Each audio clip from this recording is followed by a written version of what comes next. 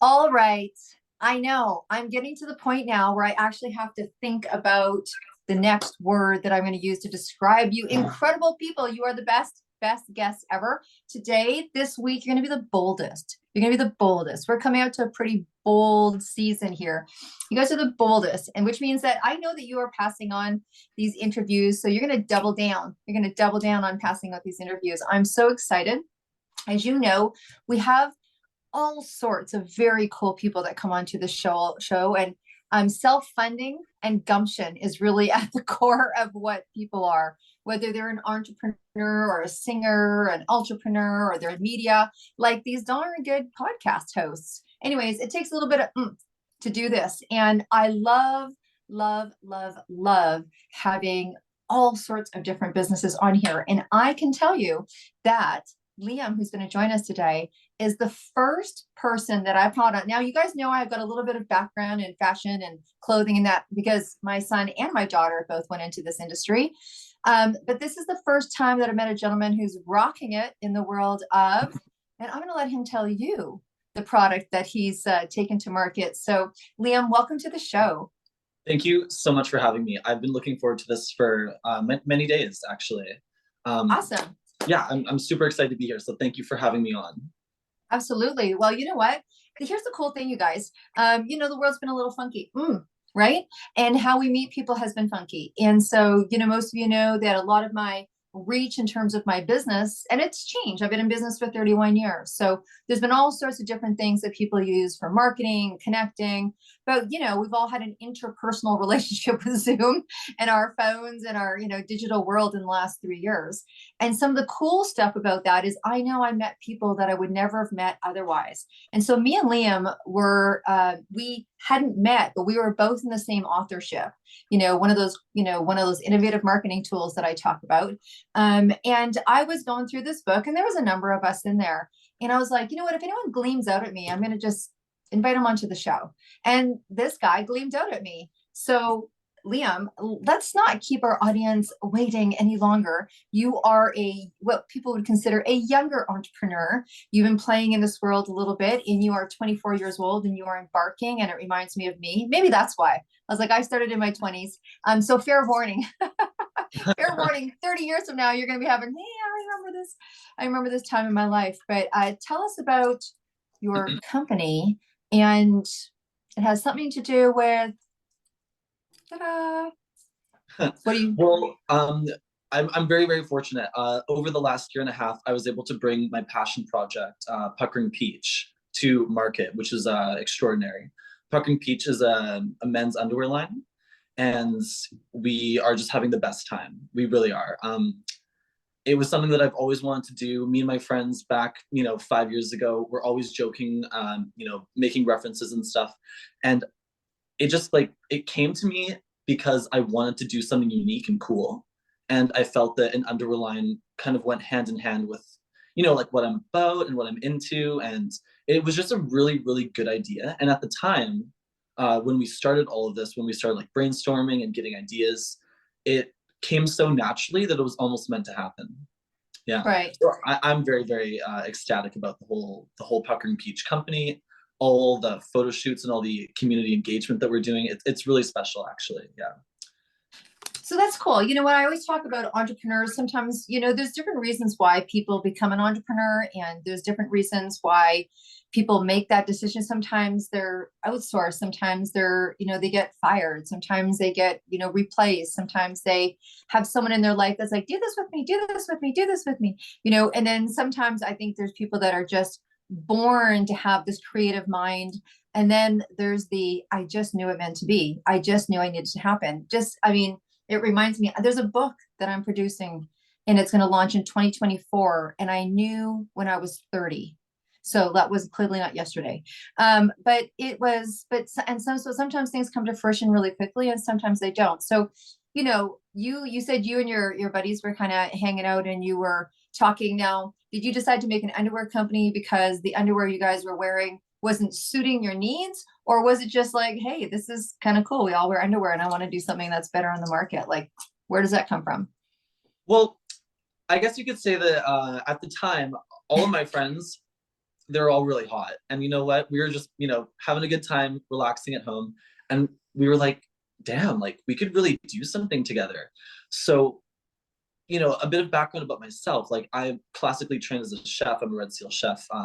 I've worked as a professional chef for 5 years, and it's a great creative field. It's really good. That's kind of where the creativity was born from. Translating that into my entrepreneurship with Puckering Peach, um, it just came so naturally because I wanted to do something. In the culinary world, everyone wants to create, beautiful dishes and amazing menus and stuff, but it all takes steps. So it was kind of hand in hand with Puckering Peach. Everything was just a step to get it to the next level, to get it to the next, place in the drawing board, and then we were able to execute it. It was really something.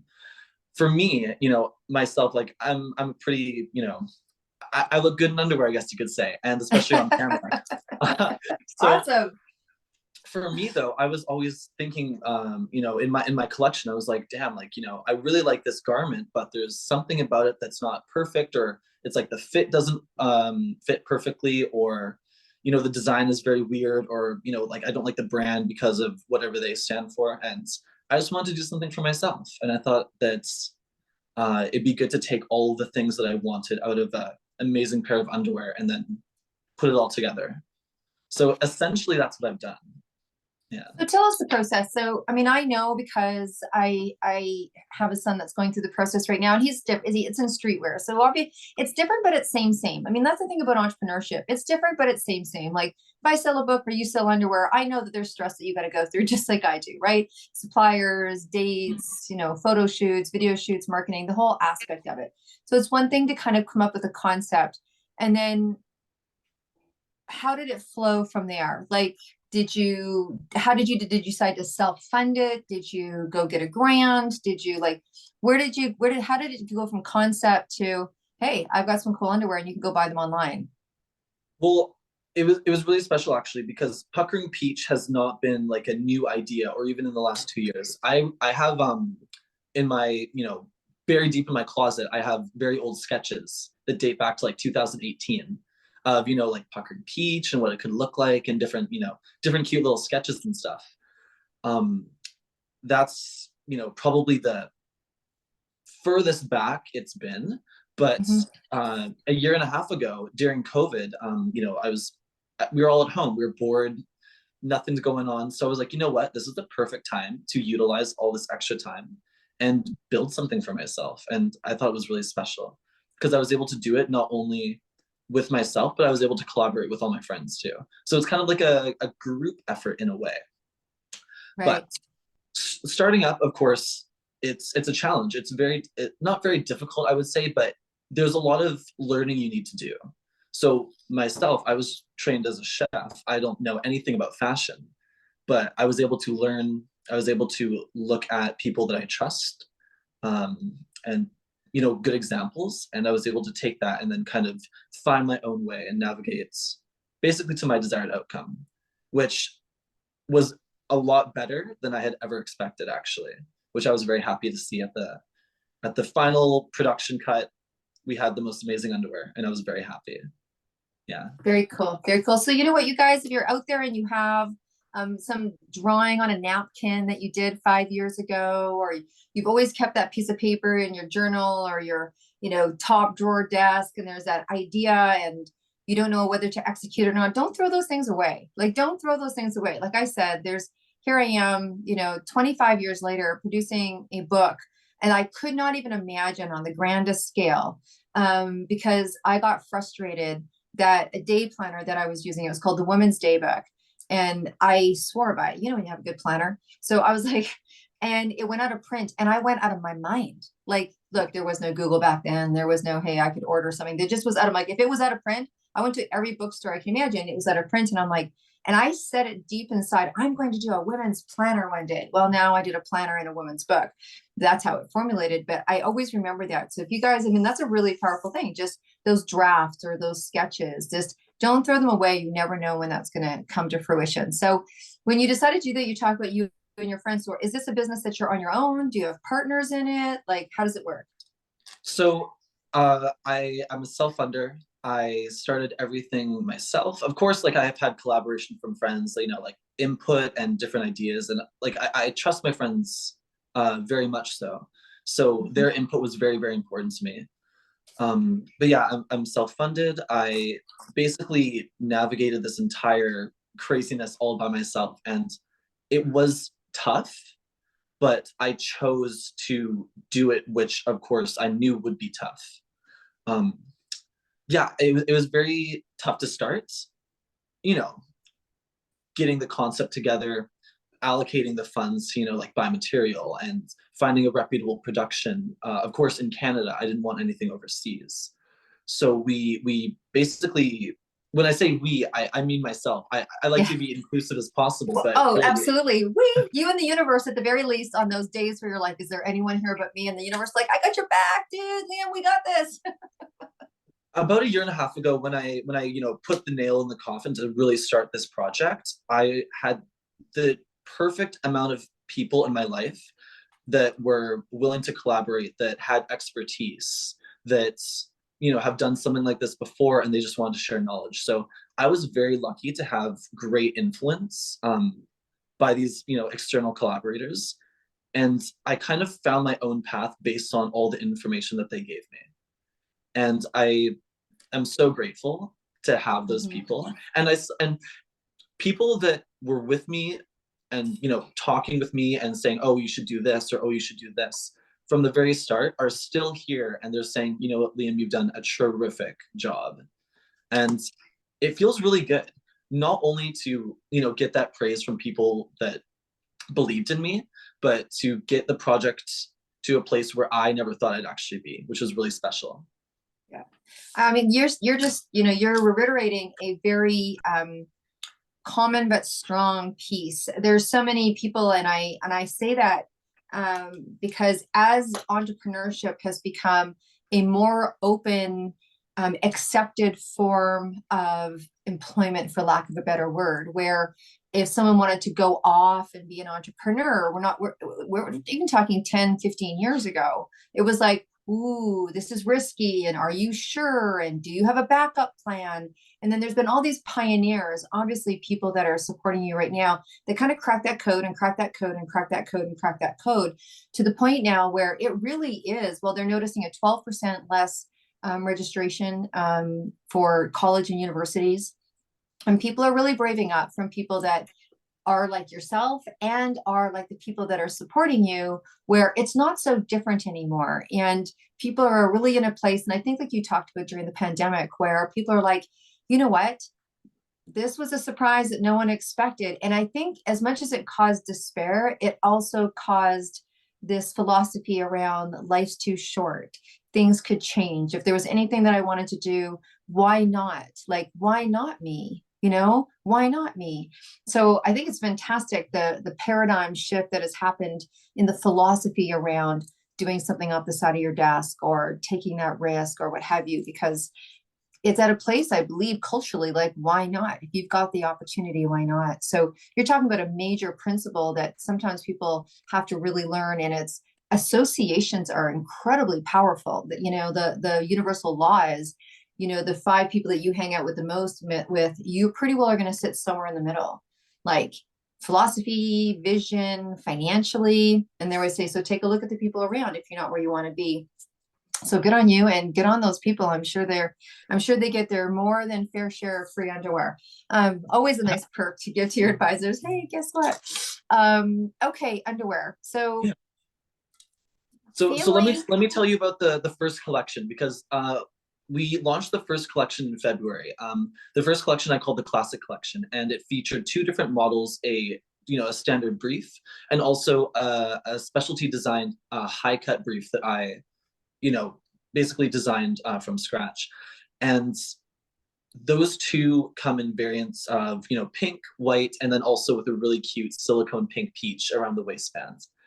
And actually, after we launched the Classic Collection, a couple months down the road, I was able to release the yellow electric peach limited edition in high cut brief only. And since I think the start of October, we'd actually sold out of the limited edition, which was really really cool. And I couldn't be happier. I think that the Hmm. aesthetic works. I think that the color scheme works. And I was very lucky because when I went to design the underwear, I didn't want to design it based on necessarily how it would, you know, work for production or how it would work for costing. I wanted to create a really, really spectacular product. So what I did is I went to probably the most important part of the underwear for everybody is the materials. The materials are so important, not only because it needs to fit perfectly, it needs to be comfortable, it needs to be resilient, of course. You know, you throw your intimate garments in the washing machine and it could be, you know, havoc could wreak on those garments. So I had to design it very, very carefully just to make sure that every aspect of the underwear was perfect. Um, we went through a lot of testing. We went through some Hmm. crazy testing. Probably testing that not a lot of other underwear companies may have done. Like I, you know, was leaving it out in the weather for a week just to see how it would weather in that condition. I would soak it in water and then throw it in the microwave just to see what the fabric would do and how the reaction was. We've lit some on fire. We've done, of course, the wine coffee stains just to test that aspect of them too. And I'm very happy because the material that I've chosen, I sourced, and then of course we brought it here and we made the production in Canada. This underwear is really something because you know the it stretches. It's stretchy, Hmm. right? It Hmm. needs to be stretchy. It can't be like overstretched, and then you know there was a bunch of things that the material was pivotal for, and I think that we aced it. I really did. Um, Well, I think that's an important part, Liam. Liam, thank you for sharing that because you're talking about testing the product, and that may or may not be something that people think of doing. Or, next time we look at our underwear, tomorrow morning, we're gonna go, wonder if they put this in a microwave. But it's very no, but it's very interesting that you have to test your product, and a lot of times people get really scared about that or nervous about that, or it can delay. Having a fashionista, I'd love to talk to your mom. Having a fashionista as a in the family, it has just that exactly what you're talking about. That perfect fabric has probably delayed us 6 months, but it's an important piece. It's an important piece. To share. I think it's something that people really forget, particularly when they're buying a garment or looking to design a garment. A lot of people have that aspiration to make the perfect whatever. I mean, I don't know how many people I've talked to that went and made the perfect bra because the bra didn't fit or it didn't this, didn't that. Same kind of undergarment industry. But I think that's amazing that you did things like that to make sure that your product when it went to market, it went to market in its best form. Yeah. Like you spoke just recently about like having delays and stuff like that. We like when I say we, of course I mean me. I experienced a ton of delays and setbacks, and especially in the fashion industry, it's crazy. You deal with suppliers and vendors and producers and marketers and all these other people, and like it's crazy sometimes because you're like, my chef career, right? It's very fast paced. It's very go, go, go. Like I need things now, I Yes. need things done now. But in fashion, there's a problem at every step of the way. Yes. Because a year and a half into this, right? We didn't launch for 8 months until we had the perfect product, right? So Mm-hmm. we went through the prototyping phase. That took forever. We took, a lot of time to get the right materials. Of course, sourcing them at the right cost to make sense with all the costing of the garments and then all that production. Mm-hmm. And for me in Vancouver, I had to have a made in Canada product. I had I went to a design school, for instance, and they're like, "Oh yeah, like this is great. We can help you prototype. We can help you make your tech pack and everything like that. We can help you make your nests." But they were saying, "Oh yeah, like it'd be a lot cheaper to do this overseas. Like I have connections in Thailand and Malaysia and stuff." And I said, "You know what? That's very sweet of you to recommend me all these fabulous places. But unfortunately, I'm looking to be made in Canada because that's definitely a value and sorry, not a value to the brand, but that's a value that I want to uphold, Right. essentially." Right. Yeah, so we went through different producers and design people, and I was really lucky because it seemed every step of the way I'd have a step back, but then I'd have someone in my life that was able to collaborate with me to help get over that hurdle. Hmm. One of my best examples was finding my production. I worked with probably the best production company in Vancouver, and I would have had no idea about them if it wasn't for my good friend Luca, who had recommended these people because they also had worked together on one of his projects.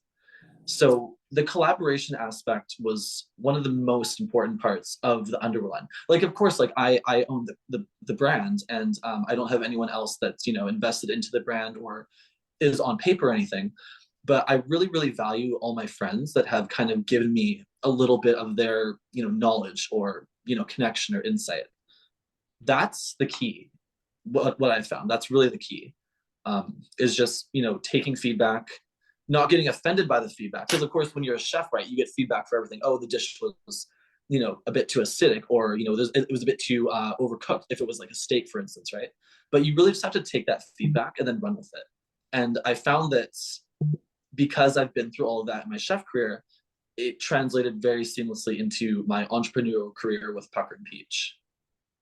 I mean, you talked about something pretty critical. I think when you're an entrepreneur, when you're the creator, it can be very difficult to take feedback. And that's where market research comes really in strongly. You clearly have a good circle around you. And even then, taking it to market and taking it to market, and you might love that color green. You might think it is the most, fantastic, fantastic color, but it's not the color that the market wants, or it's not in the top three. And you're not at that place in your business where you get to have those variables. You need to sell the best selling or the highest yielding. And it can be difficult to as the creator, because it's difficult to separate the company from ourselves, right? Like it can feel like a personal insult for so many people. I remember when I really was able to separate the company from myself and see it as an entity. I mean, that happens over the course of years. It's, the more butt kicking you take, the more you know. I call it business esteem and self-esteem. Got to have self-esteem because your business is going to take a couple of hits. Someone's going to not like something. It's got nothing to do with you. So it is very interesting to get that feedback and not take it personally, because it's your creation. It's almost like it's your painting. It's your Mona Lisa. It's your, it's your sculpture. And someone's like, I don't know. I think she should be smiling, and you're like, Exactly. what?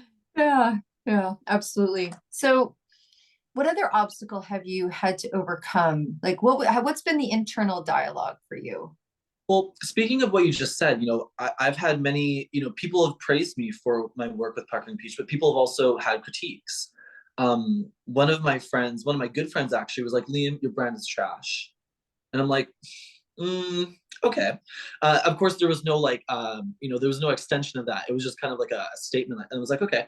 I was thinking in my head at the time, I'm like, my brand is trash. What does that translate into? I had a moment where I had a thought and a picture in my head. I envisioned myself with fur and diamonds and silk and puckering peach underwear, and like how like someone would pop out of a cake at like a party or something. Yeah, absolutely. I was popping out of a garbage can downstairs in the bottom of the building. So I was like, I grabbed my roommate and I'm like, my roommate America. I grabbed him and I'm like, we need to go downstairs and take these photos. I have an amazing idea. It's crazy. It's ridiculous, but I think it will work. So what we did is we grabbed the fur, we grabbed the underwear, we grabbed like hilarious sunglasses, like, like Kardashian style sunglasses. I'm downstairs hopping into the recycling bin and popping up with all this recycling. The photos are immaculate. It's really something. I'll send it to you after we're done. Absolutely. It's truly, truly amazing. So Puckering Peach, my life is trash, or something like that. It was a really, really funny editorial that we did. But yeah, no, like one of my favorite parts about this whole thing is that, like people say, oh, entrepreneurship is really tough. It's hard. But at the same time, there's also a lot of gratification, and I actually have a lot of fun with what I'm doing. I really, really, really love to like create, interesting content. I love to bring people together during my photo shoots. We actually wrapped up 2 days ago. We did the 9th Puckering Peach photo shoot, and it was really, really, really spectacular. I love to elaborate on that actually, because it's really, really something. I had connected with a photographer that does Fashion Week in New York and Vancouver, and I connected with him over Facebook. I just made a post like, hey, on like a Vancouver photographer page, anyone wants to collaborate, anyone wants to get together, do something cool, let's do it. So Mike, this amazing photographer, contacted me and said, hey, like I have a studio, I have, you know, your brand's very interesting, I love creative projects. We got together. I brought in a wide range of models. I love, you know, to use, you know, real people, part of the community. I could go out to, you know, like Next Models or Wilhelmina and say, hey, give me your most gorgeous guys, whatever. But that it wasn't enough. It wasn't enough, you know? So I wanted to reach out to the community. I wanted to reach out to my friends. I wanted to have diversity. And, you know, I want people to say, why are you using that person as a model? He doesn't really fit the stereotypical model image. And that's exactly what I want. I want to bring in amazing, creative, unique people. And it's just been amazing.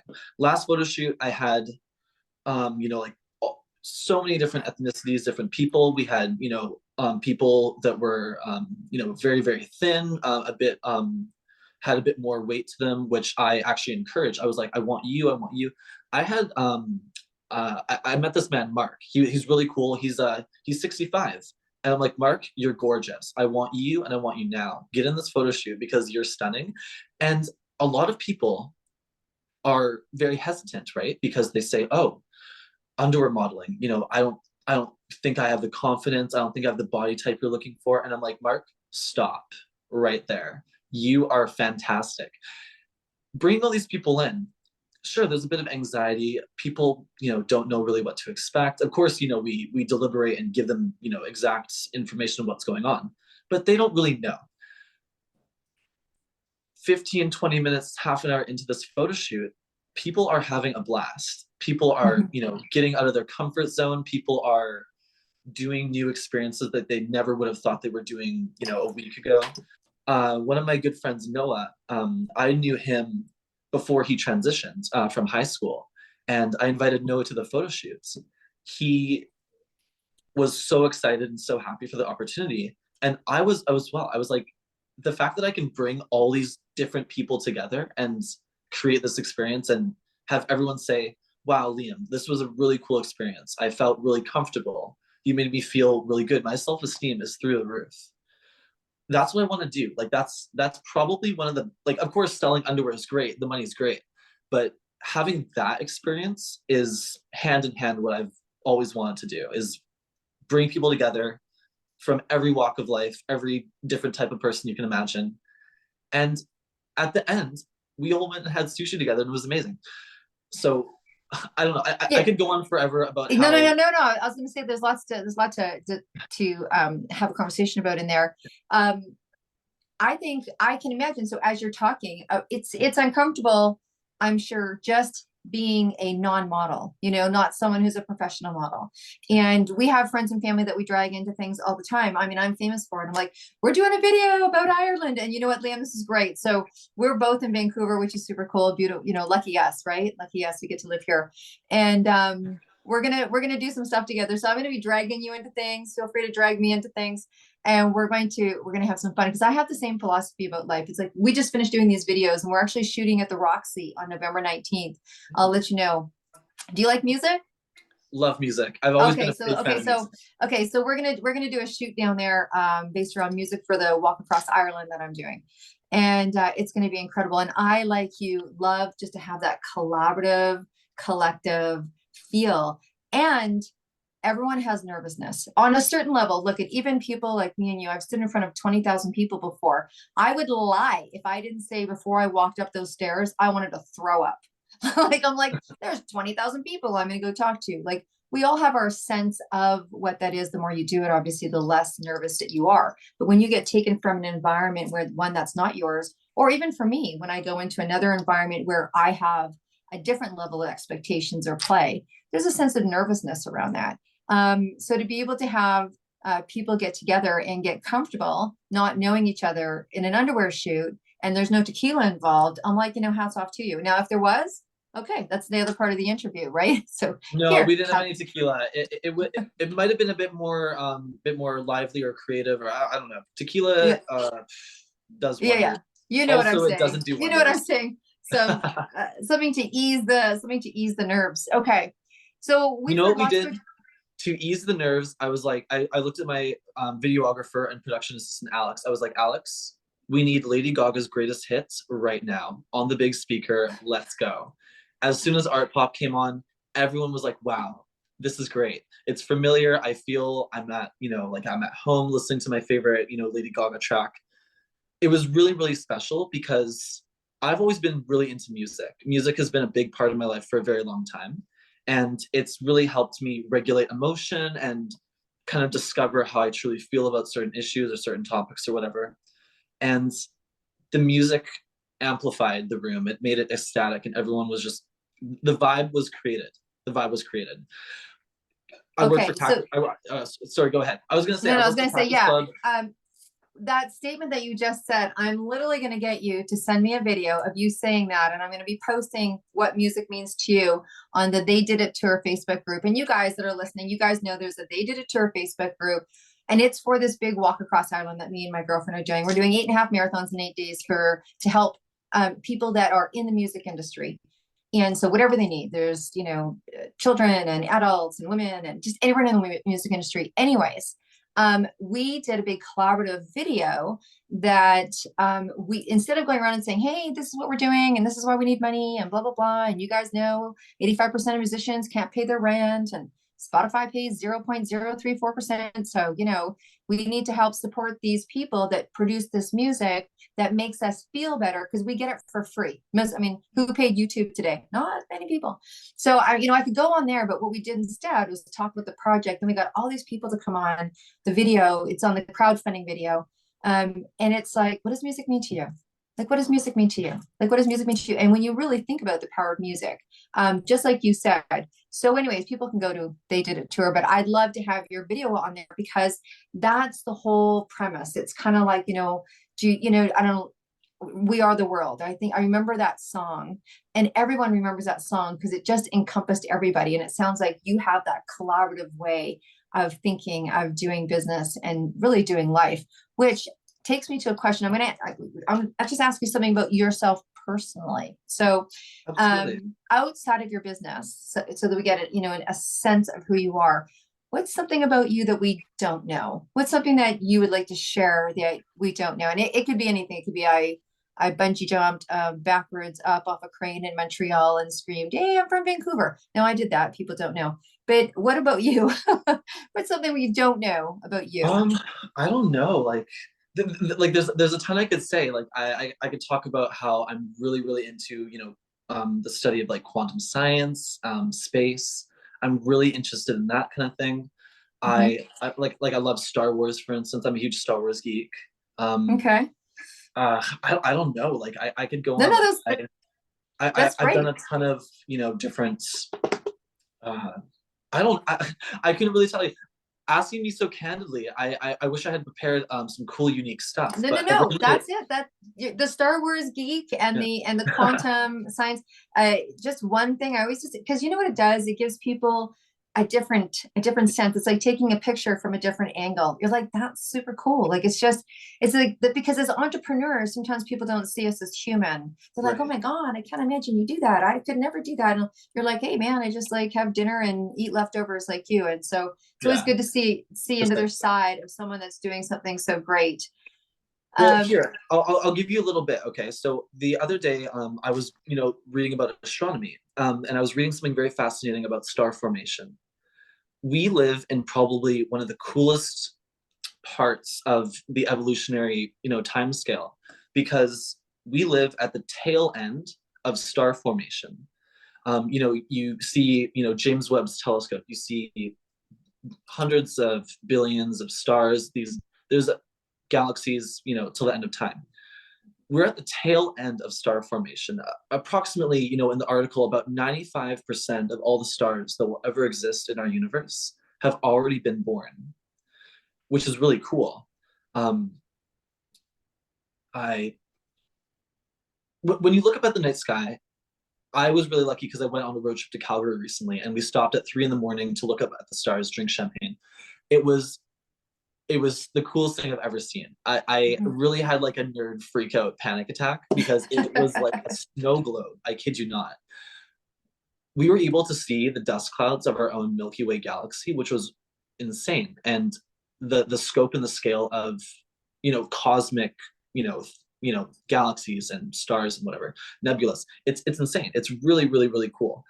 I find that a lot of people are so caught up in a lot of things in their life, Mhm. work life balance, social media, different things.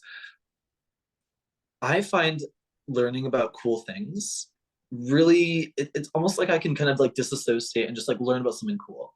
um Mhm. and I've always been really intrigued by, really cool stuff, so I seek it out actually. Especially when I said earlier in the dialogue, quantum studies or whatever, quantum field theory, I'm referring to just like learning about the really, really, really small scale of what's going on around us. As a chef, I'm basically a scientist.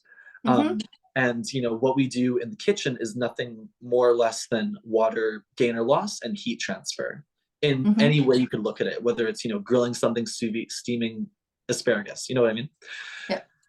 Learning about that kind of stuff correlates to my chef career as well as my day-to-day life, because I just have a broader understanding about what's going on around me and why things are what they are. And I had a really interesting conversation with my friend Rhaenyra. I'm like, hey, Rhaenyra, I was thinking, like, what are memories made of? Like you can probably think back to your favorite birthday party years ago. I Mhm. can produce an image in my mind when I close my eyes of exactly what that looks like. But then you have to think, what is that made of? Like, what is physically there in my mind to produce those memories? And then, we got into the talk of neurons and different things like that. Mhm. But it's fascinating. It's very, very, very cool. And I find that science is a neglected subject for sure. Anyways, It's that's yeah, just no, a no, no, little a little no. thing I about mean, me. no, well, first of all, we could probably sit all day, Liam, and we're gonna wrap up in a few minutes, guys. But so I took astronomy in school. Oh, And excellent. so I totally love that. And I'm also a science geek, which I think a lot, a lot of things comes down to matter. I actually teach brain health, so you're talking up my alley when it comes to memories. And here's the beautiful thing, in case people want to start exploration around stars, and so incredible. Like we live very close to the planetarium, right? So we're very lucky in Vancouver. They have this gorgeous planetarium. And a great friend of mine, Susan Cameron, she's just a very dear friend, and actually just a kick-ass real estate agent actually. And so that's how we met. And she, for my birthday a few years ago, I've got it hanging, she bought me a star. So she bought me a star. You can buy stars, and now that we know that we're close to the end, the We can sale's buy on Black stars. Friday. She bought me a star. So my star she bought me is on Andromeda. Andromeda. So you can look up Andromeda. And it was so interesting because when I started to research Andromeda and got all the information, and it talked about being a Pegasus, and I have a tattoo of a Pegasus on my back, and I was like, hey, great stuff. So That's cool. very cool, very cool. I am going to ask you one last question, but before we do, Liam, and obviously you got to come back onto the show because we got lots to talk about, and we're going to set a time to talk off camera too because we got lots of cool stuff to do, and that's why. Look at you guys. If there's anything I can tell you about, a number of my guests. Look, if you're out there and you want to come on the show, this is not difficult. It's deb@debdrummond.com. Just reach out and let's have a conversation and see if Mission Accepted is a fit for you. But trust your gut. Trust your gut, because the book that Liam and I was in had a large number of people in it, and flipping through it was just like something about me made me reach out to him for whatever reason. And look, sometimes we don't even know the reason, but here we are, and as we talk and we uncover, and there's fashion, and there's entrepreneurship, and astronomy, and brain. I mean, this is kind of how great things happen. And you just got to follow your gut. You never know where it's going to go. So that being said, my friend, where can people reach out to you, and where can they get their own Puckering Peach? Well, we do have a beautiful website, puckeringpeach.com. We sell all of our garments there. We ship globally. Um, it's a one-stop shop. It's the website actually I built myself. I had no idea how to do anything tech related when I started, but I was able to learn, of course, and we executed a fabulous website. To contact me personally, I have a fabulous Instagram. It's Liam Chernen on Instagram, also Facebook. Um, but yeah, that's primarily where you'll see my day-to-day content, cool stuff that I'm up to. Yeah. Cool. Okay, one last question before we call this a wrap. Completely off topic again, and it can only be one. It can't be a collection, and it can't be a playlist. You, my friend, are on your way to a desert island, just you, and you've got a little bit of room in your suitcase for one vinyl, one piece of vinyl, one album. What's it going to be? What is the album you couldn't imagine not listening to for the rest of your days? It would have to be. Oh, I'm stuck between two. I Um, know. it's tough. I'll probably say the Born This Way album, Lady Gaga. Absolutely. Okay. There is Okay. there's just something about her music that really, like, of course, like, she's a superstar, she's very talented, she's one of the top Mhm. musicians in the world. But there's something about her not as popular music that also has a really, really deep understated meaning to me. Me and my best friends, we were listening to Heavy Metal Lover the other day, and we were thinking, we're like, this is probably one of the best songs ever made. It's Cool. not anything, super extraordinary or anything that, there's just something about it that has a really, really good place in my heart. And like, the lyrics make sense, and the beat is, phenomenal. Probably my answer. If I Okay. was if I was able to pick two, though, Okay. I'd pick Ariana, Thank You Next. All right. That album came out when I was going through a really, really tough period in my life, breaking up with my ex boyfriend.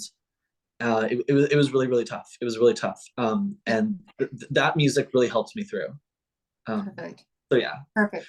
All right. So look, we're going to have you back on the show. Thank you so much, you guys, for being the best audience ever today. You are the boldest, which means you are going to share, you're going to review. You know how this works. We can only do this when you participate. We have a healthy dependent relationship upon each other. And look, if you want to see yourself there, you know what to do. We really need your support in the They Did It tour project. If you love music as much as clearly Liam has been impressed by music, then we need you to go to that crowdfunding page so that we can support music worldwide. It is, again, something that we just receive so freely and receive so much from.